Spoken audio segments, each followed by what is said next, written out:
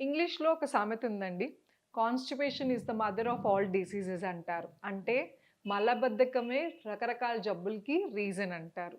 So, మలబద్ధకం తగ్గటానికి అంటే ఫుడ్‌లో మీరు తినే ఆహారంలో మార్పులతో పాటు కొన్ని ఆసనాలు చేయటం వలన కాన్‌స్టిపేషన్ చాలా మటుకు తగ్గుతుంది. మలబద్ధకంలో మోషన్ ప్రాబ్లమ్ తగ్గటంతో పాటు మీకు యాసిడిటీ, గ్యాస్ట్రిక్ ప్రాబ్లమ్ తగ్గుతుంది. దాంతో పాటు కాన్‌స్టిపేషన్ ఉన్న వాళ్ళకి ఎప్పుడు బ్లోటింగ్‌గా అంటే పొట్ట ఉబ్బరంగా కనబడుతుంది. ఒళ్ళంతా సన్నగా ఉన్నా గూడా కొంచెం పొట్ట ఉన్నట్టు కనబడుతుంది. సో, గ్యాస్ ఎప్పుడైతే రిలీజ్ అయిపోయి మోషన్ నార్మల్ అయిపోతుందో మీకు ఆకలి బాగా ఏస్తుంది. తిన్న ఆహారం ఏదైతే ఉందో అది ఎనర్జీ కింద కన్వర్ట్ అవుతుంది. సో, ఇయన్నీ జరగాలి అంటే మీరు కొన్ని ఆసనాలు చేయాలి రోజు. ఆ ఆసనాలేంటో ఈరోజు ఈ ఎపిసోడ్‌లో చూద్దాం. నమస్తే. నేను మీ Hima, advance yoga trainer and nutritionist. Welcome to our channel. కాన్‌స్టిపేషన్‌కి ఫస్ట్ రీజన్స్ తెలుసుకోండి. కాన్‌స్టిపేషన్‌కి ఆసనాలు మంచి మంచి ఆసనాలు ఉన్నాయి. అలానే ముద్రలున్నాయి. డైట్ చేంజెస్ అనేది చాలా ఇంపార్టెంట్ అండి. మీరు తినే ఆహారంలో మైదా ఎక్కువ ఉండటం వలన కాన్‌స్టిపేషన్ పెరిగే ఛాన్సెస్ ఉన్నాయి. మీరు ఎప్పుడన్నా చూసారా చిన్న పిల్లల్లో కంటిన్యూయస్‌గా బిస్కెట్ తింటే మూడో రోజుకి మోషన్ సరిగ్గా అవ్వదు. సో, ఎందుకు అంటే మనం తినే బయట ఆహారంలో ఏదైనా సరే జంక్ ఫుడ్ పిజ్జా కానీ, బర్గర్ కానీ, పేస్ట్రీస్ కానీ, స్వీట్స్ అయినా ఏదైనా గూడా మైదానే బై ప్రొడక్ట్. ఫస్ట్ ఆ మైదాతోనే మనం దాంట్లో ఇంకేదైనా కలిపి వేరే ఐటెమ్ చేస్తాం. సో, ఈ మైదా అనేది కాన్‌స్టిపేషన్‌కి ఫస్ట్ హెల్ప్ చేస్తుంది. సో, అందుకోసం మీరు తినే ఆహారంలో మైదా ఒకటి కట్ డౌన్ చేసుకోండి. ఇనఫ్ వాటర్ మంచినీళ్ళు సరిగ్గా తాగటం, అలానే పీచు పదార్థాలకి కాన్‌స్టిపేషన్‌కి ఫస్ట్ మెడిసిన్ అండి. ఎంత ఫైబర్ మీరు తీసుకుంటే అంత కాన్‌స్టిపేషన్ ప్రాబ్లమ్ తగ్గుతుంది. అంటే మనం ఏమన్నా బాత్రూమ్ కానీ ఏదైనా డర్టీ ప్లేస్‌లో క్లీన్ చేయాలంటే చీపురు పుల్ల పట్టుకొని నీట్‌గా ఎలా క్లీన్ చేస్తామో, లేకపోతే అది వదలదనుకుంటాం. అలానే మన స్టమక్ కూడా అంతే డర్టీగా ఉండిపోతుంది. మనం రోజు అంటే మోషన్ ఎళ్ళకుండా ఉంటే.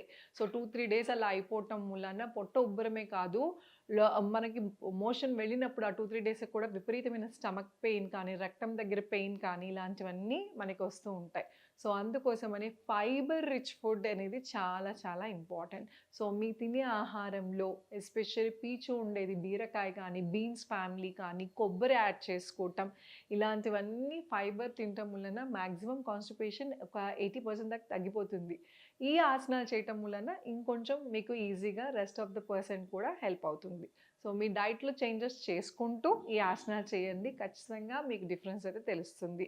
ఫస్ట్ ఆసనం మాలాసనం అంటారండి. మలాసనం, Malasana are garland pose English పేరు.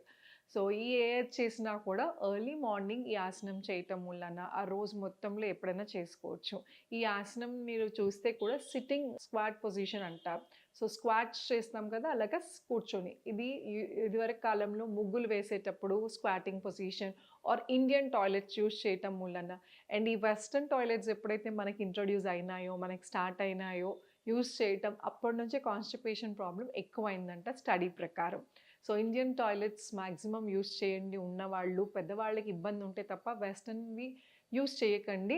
అండ్ అది అవైలబిలిటీ లేని వాళ్ళు అట్‌లీస్ట్ ఈ ఆసనం అన్నా, మాలాసనం అన్నా చేసుకోవచ్చు. అది ఎలా చేయాలో ఇప్పుడు చూద్దాం. సో, ఇది స్క్విటింగ్ పొజిషన్‌ని మాలాసనం. కాళ్ళు వైడ్ చేసుకోండి. లెగ్స్ అపార్ట్, థైస్‌ని దూరం. నమస్కారం. ఈ చేతులతో కొంచెం స్ట్రెచ్ చేసుకోవచ్చు థైస్. ఈ ఈ పొజిషన్‌లో ఉన్నప్పుడు మన గ్లూట్స్ అంటే హిప్ మసిల్, అలానే హామ్‌స్ట్రింగ్ మసిల్, ఈ కాళ్ళ దగ్గర ఉన్న మజిల్స్ అన్నీ యాక్టివేట్ అవుతాయి. ఇది ఓన్లీ కాన్‌స్టిపేషన్‌కి కాదు, గైనిక్ ప్రాబ్లమ్స్‌కి కూడా చాలా బాగా హెల్ప్ అవుతుంది. ఎప్పుడైతే పెల్విక్ మజిల్స్ కంప్లీట్‌గా స్ట్రెచ్ అవుతాయో యూట్రస్ హెల్తీగా ఉంటుంది. గైనిక్ ప్రాబ్లమ్స్ రాకుండా ఉంటాయి. లోవర్ బాడీ చక్కగా యాక్టివేట్‌గా ఉంటుంది. అలానే లోవర్ బాడీ చుట్టూ ఉన్న ఫ్యాట్ రిడక్షన్ కూడా అవుతుంది. సో, చూసారా నేను ఇందాక చెప్పాను కదా మీకు ముగ్గు వేసేటప్పుడు పెద్దవాళ్ళు లేడీస్ ఎస్పెషల్లీ ఈ పొజిషన్‌లో కూర్చుంటారు. అలానే ఇండియన్ టాయిలెట్స్ యూజ్ చేసేటప్పుడు. అవి లేదు కాబట్టి కాన్‌స్టిపేషన్ ఎక్కువైపోతుంది కాబట్టి దీని పేరు మలాసన్. ఇంకా ఎఫెక్టివ్‌గా పనిచేయాలి ఈ ఆసనం వేస్తూ అంటే గార్లాండ్ పోజ్ వేస్తూ అంటే గోరువెచ్చని నీళ్ళు 2 గ్లాసులన్న మార్నింగ్ ఎంప్టీ స్టమక్‌తో తాగండి. తాగిన వెంటనే ఈ ఆసనం వేయటం వలన కూడా ఫ్రీ మోషన్ అవుతుంది. ఖచ్చితంగా డిఫరెన్స్ వస్తుంది. చేసి చూడండి. రెండో ఆసనం పేరు మరిచ్యాసనం అండి. మరిచ్యాసనం ఏ అంటారు. ఇది కూడా చాలా సింపుల్‌గానే చేసుకోవచ్చు. సో, కుడి కాలుని ఇలా ఫోల్డ్ చేసి, కుడి చేతిని మధ్యలోంచి తీసుకొని, చేతులు స్లోగా టర్న్ చేసుకొని, ఎడమ చేత్తో వెనకాల ఇలా లాక్ చేసుకోండి. ఇది కూడా చాలా మంచి స్ట్రెచ్. ఇది కూడా కాన్‌స్టిపేషన్‌కి చాలా బాగా పనిచేస్తుంది. ఇలా ఎప్పుడైతే ముందుకు ప్రెస్ చేసామో కొంచెం ప్రెషర్ పొట్ట మీద పడి కాన్‌స్టిపేషన్‌కి ఇది చాలా బాగా హెల్ప్ అవుతుంది. ఇది కూడా మీరు మార్నింగే గోరువెచ్చని నీళ్ళు తీసుకుని ఆ గార్లాండ్ పోజ్ చేసిన తర్వాత ఈ ఆసనం చేసుకోవచ్చు.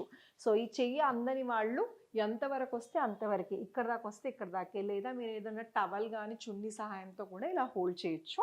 అందిన వాళ్ళు మాత్రం చక్కగా ముందుకు వంగి స్ట్రెచ్ చేసుకుని ఈ 2 చేతులు ఇలా లాక్ చేసుకోండి. ఇది చాలా చాలా సింపుల్ ఆసనం.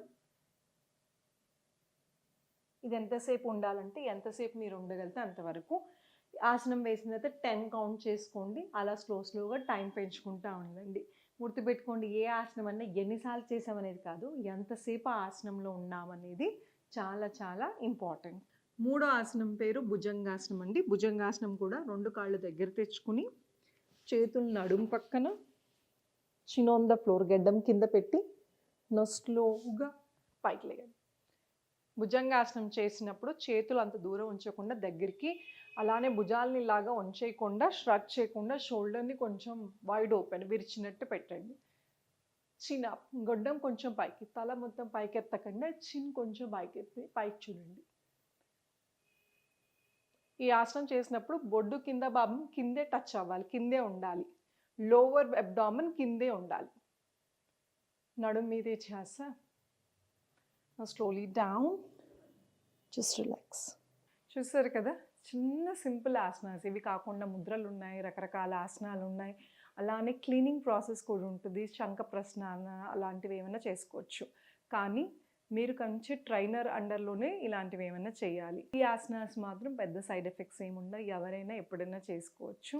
సో ఇలా చేసుకోవటం వలన స్లోగా మీ కాన్స్టిపేషన్ ఏదైతే తగ్గుతుంది. దీంతో పాటు ఈ ఆసనాలతో పాటు ఇందాక చెప్పినట్టు ప్రాపర్ డైట్, ఫైబర్ గుర్తుపెట్టుకోండి, ఎంత పీచు పదార్థం తింటే అంత కాన్స్టిపేషన్ తగ్గుతుంది.